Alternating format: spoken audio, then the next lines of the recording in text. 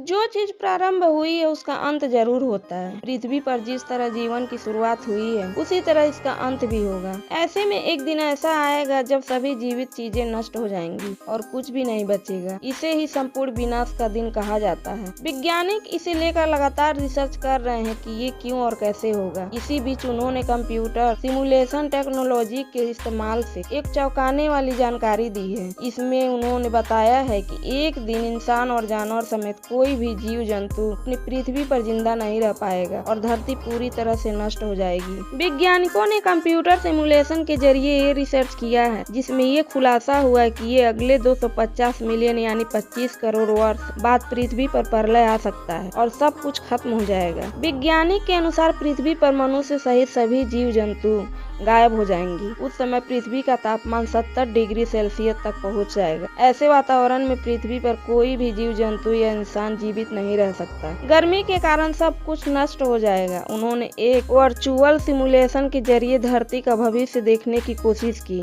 जिसमें global warming को शामिल किया गया है। इसके बाद दिखे रिजल्ट डराने वाले हैं। वैज्ञानिक का कहना है कि जिस दर से हम पृथ्वी पर कार्बन की मात्रा बढ़ा रहे हैं उसके कारण यह विलुप्त जल्द ही होने की संभावना है।